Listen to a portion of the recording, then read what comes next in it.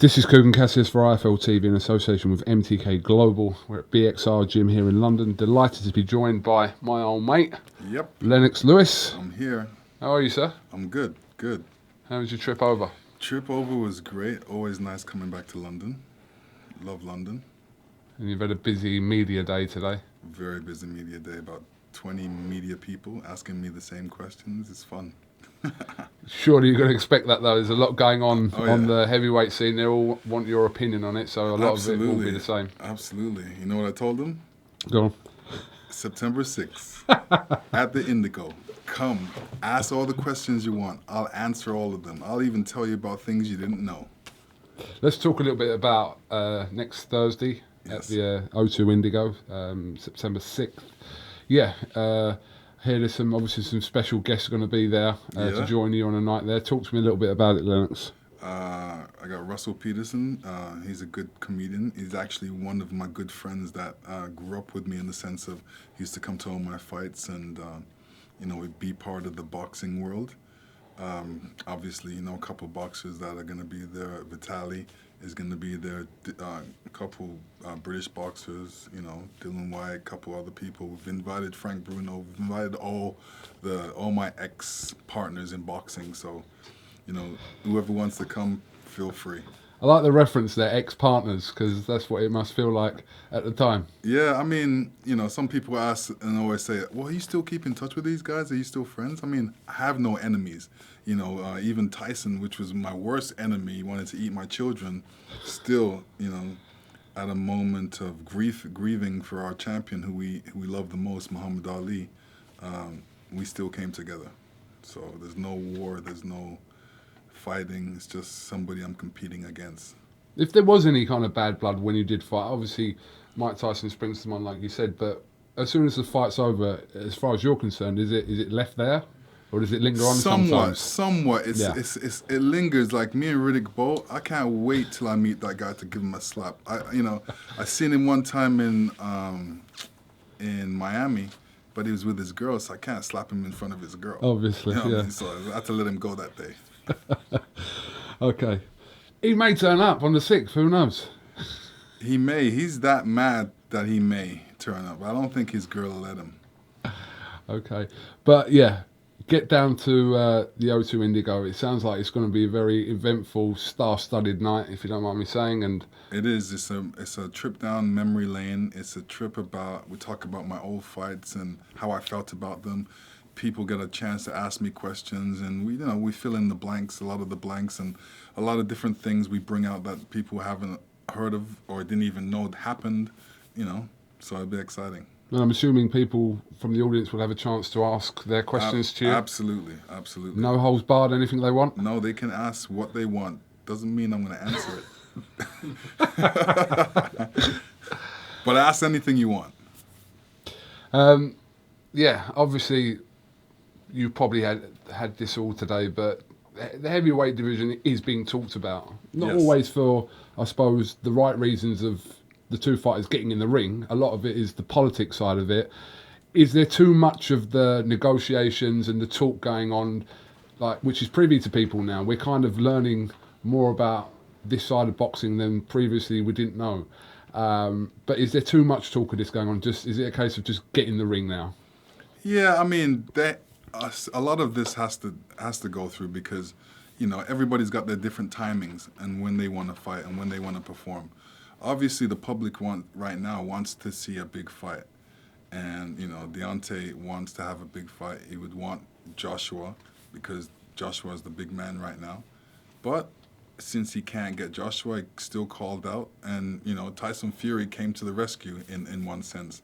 And I think that's going to be a terrific fight. You got two big guys that throw a hell of a wallop when it comes to punches.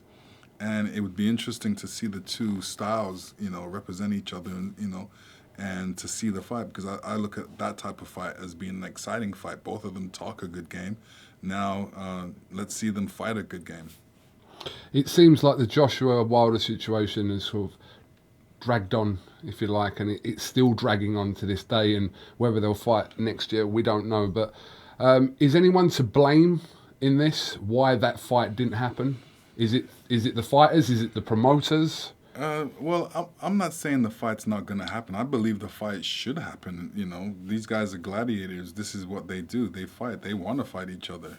I don't see anything that's really holding it back. Only paper. And both guys obviously want to be undisputed, and they want to look good. They want to have a great career. So if they want the fight to happen, it should happen. Who has the edge in that fight for you, if it happens? I would say Anthony has the edge because his boxing style's a little better than he throws a better right hand. Put it that way, a straighter right hand, and I always say a straighter right hand reaches the target first. The common discussion within the heavyweight division is who is number one, and a lot of people have a split opinion whether that's Joshua, whether that's Wilder, whether that's even Tyson Fury, considering that he was the man 2.5 years ago that the man that beat the man that beat the man, exactly. Okay. Vladimir Klitschko in Dusseldorf. So some people still regard him as the number one.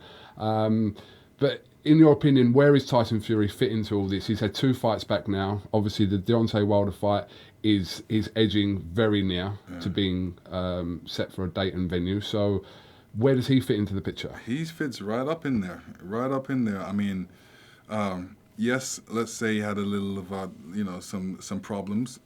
He's allowed to have problems and allowed to heal from the problems and get over them. And the healing process is obviously getting back in the ring, getting in good shape, and he's doing all these right things. So he's heading that way. And I think he's still a man to be reckoned with in the heavyweight scene. Obviously, Deontay is a man to be reckoned with as well. Throws a great looping right hand, and he's got power in both hands. Anthony Joshua, he's the head man right now, so he can take his time. He can do what he wants to do. I think he's got a process that he needs to go through. He says he doesn't want Deontay till next year, so that's what he said. Some people believe that this fight between Tyson Fury is too soon for him against Deontay Wilder, having only 2 fights back after a 2.5 year absence. What's your thoughts about that? Do you think he needs, or in an ideal world, would need another fight or 2 before getting in with Wilder, or not necessarily? This question was asked to me today, and I said to them, I'll tell everybody on September 6th at the Indigo and at the O2 exactly how I feel about it. But I told him, and of course he has a chance. They all have a chance. All these guys punch very heavy, and people not realizing the size of these guys, 6'8", 6'7", and anytime they throw a punch, it's a wallop, and it lands, it can wobble you.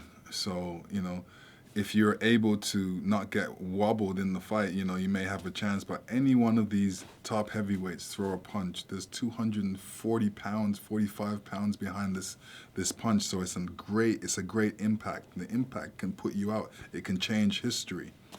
So you don't think that Tyson Fury's inactivity previous to his last 2 fights in the last couple of months will play a factor in that fight with Deontay Wilder? No, I actually made that mistake before, thinking that before, because I said, who did he box to prepare himself for Klitschko? But yet he showed up on the night. It's Klitschko that didn't show up on the night, and Tyson Fury, he's a survivor. He knows what he's doing, and he knows what's important. What's important is to show up on the night. People compare the 2 wins that Tyson Fury had over Klitschko and also Anthony Joshua had over Klitschko. All the time. And it's a case of, who had the better win. Tyson seems to have the more overall dominant win, but Joshua had the more explosive win, if you like. But yeah, you could say that. What I look at Joshua good for doing in that particular fight was getting off the ground. A lot of heavyweights, all of a sudden you get knocked down in the very last rounds. It's like, it's either you jump on the horse or get off the horse. And he jumped on the horse. He got up and he showed his conditioning was superior. And he got back on the bike and, he did the thing. He won the fight. David Haye recently retired Lennox after suffering a second defeat to the new heavyweight, if you like, in Tony Bellew. The right decision for David, in your opinion? Yeah, he's had a couple chances at it, and he's got a couple different things going on, whether it's injuries, whether it's weight, whether it's these different things. But he can do anything he wants. He can be a businessman now. Maybe be another promoter or something. So he's definitely not out of boxing. He's definitely close to it in some way. And what have you made of Tony Bellew? Obviously. Tony Bellew is he's different. He's different. I haven't seen too much of him, but he definitely talks the fight and he throws some great punches out there. And whether he's the fight for Deontay or not is a question. When they were trying to make that fight, I was like, I don't think so. I think he's openly said that Wilder's too big for him. Yeah, he is too big. He's a bit too big, bit long arms. I think he should look at different guys for him. He's looking to fight the cruiserweight undisputed champion Alexander Usyk. Have you seen much of Usyk? No, I haven't. No. I haven't he recently won the World Boxing Series. That's the fight that Tony Bellew is looking for, but at cruiserweight though. Well, how do you think he'll do? Well, I've learned not to write Tony Bellew off in certain situations, but right. Alexander Usyk, phenomenal fighter. He's got every belt at cruiserweight in 15 fights. So Bellew's gonna have to lose weight. He's coming back down to cruiserweight. Yeah. Interesting. Can he do it? Well, yeah, he will do it. That's the fight they're talking about. That will more than likely happen for November. So okay, good. I think so many people writing Tony Bellew off for that fight. That's the kind of his motivation to think, do you know what? I'll go and do that. So good. It would be interesting seeing that fight. Definitely. I wanted to ask you about your involvement with Spencer Fearon, Lennox, and the MTK Global Foundation. I had, talking to Spencer, obviously recently, he said that you've kind of offered your support, and likewise.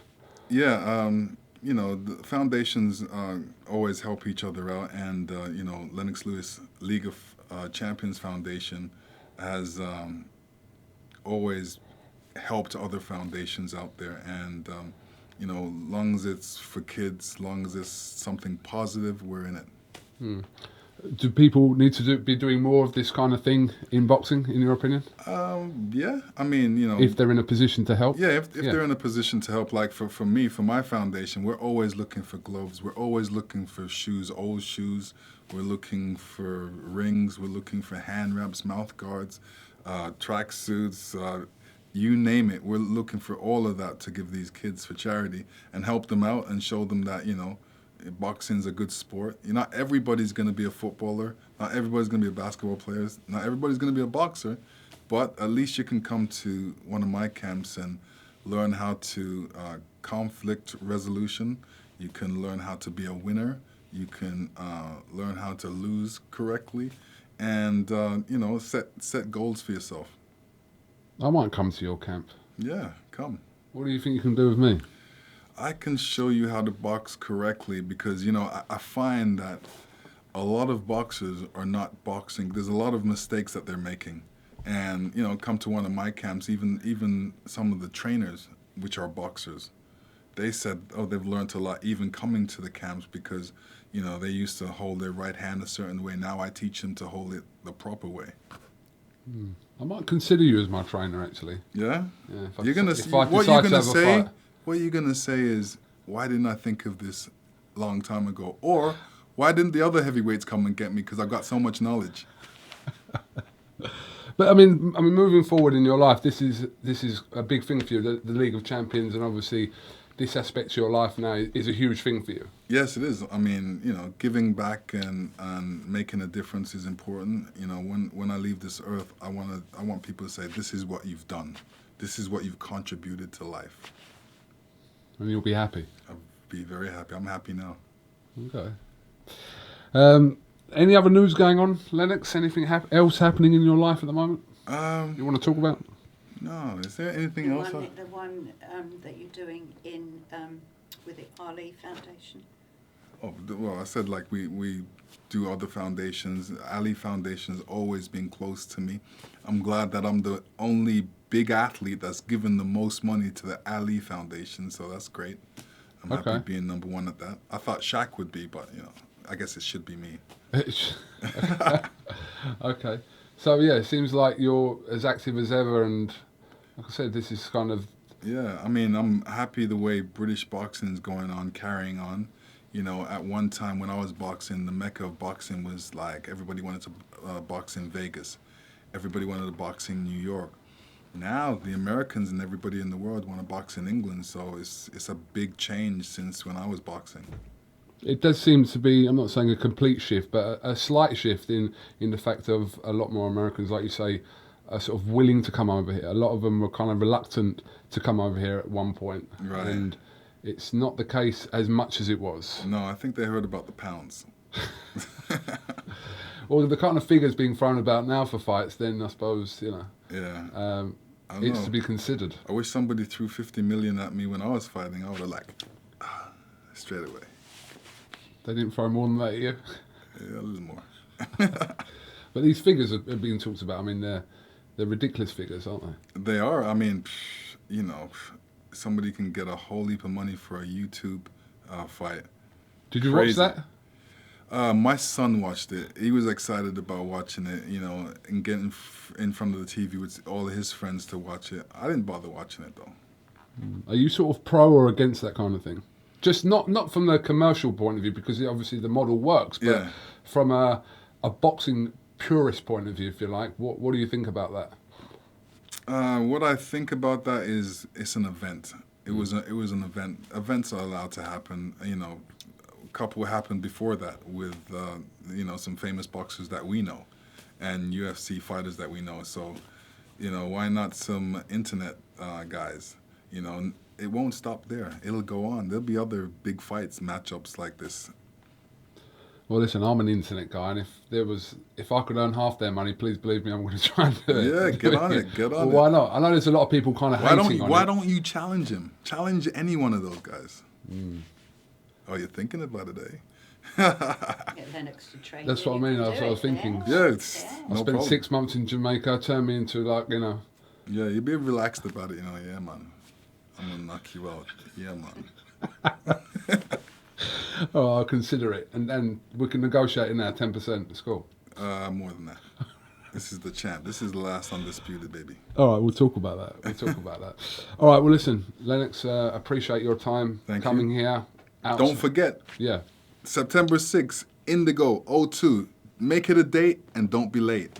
I'm going to put a link in the description, so look down and you'll find the link for tickets in the description. So perfect. The very few that are remaining. Did you get the link across, or do you need me to send it across to you? You send it across. Message me. Shout out to Geraldine as well for hooking this up. And, we'll hopefully we'll catch up with you next week, Lennox. But I appreciate your time. Thank you. Thank you very much.